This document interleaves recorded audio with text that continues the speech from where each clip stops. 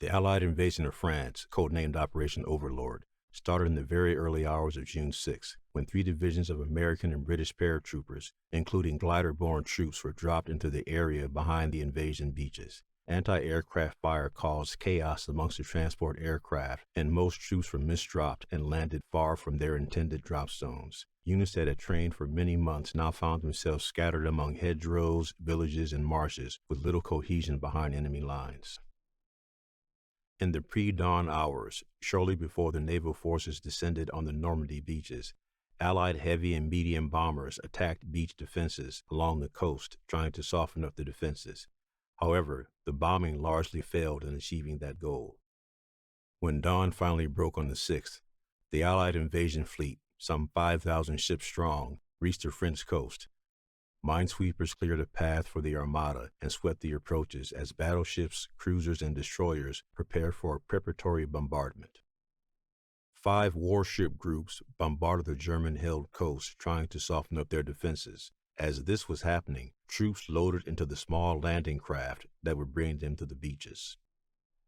As the invasion was unfolding, aircraft from the U.S. 8th and 9th Air Forces, along with the British 2nd Tactical Air Force, attacked German artillery batteries, fortifications, as well as railways and airfields to the rear, including any German units moving to reinforce the beach defenses. The Allies established nearly total air superiority over the invasion beaches. The skies were almost entirely devoid of Luftwaffe aircraft during the invasion. Supported by amphibious tanks and artillery fire from warships, U.S. First Army landed at Utah and Omaha beaches, while the British Second Army landed at Gold and Sword beaches. Canadian troops landed at Juno Beach. Allied squadrons launched over 14,000 sorties on June 6th, while the Luftwaffe could only launch a little over 300 sorties. The Allies had complete air superiority over the beachhead as the Germans began to hastily pull Luftwaffe units from other air fronts to try and halt the Allies. American units encountered stiff resistance and suffered significant casualties at Omaha Beach, but the capture of Utah Beach was much less contested. British and Canadian forces were also able to capture their sectors, experiencing moderate resistance and casualties.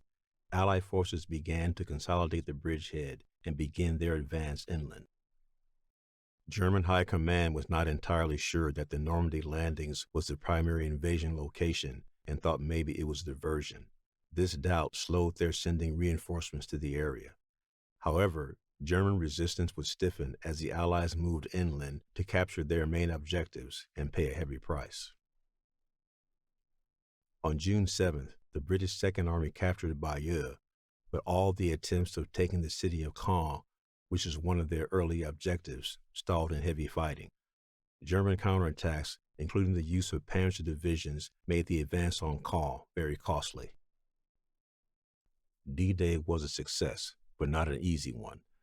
Allied air power would be used to help break out of the beachhead in the coming weeks. Desperate days lie ahead for the Luftwaffe.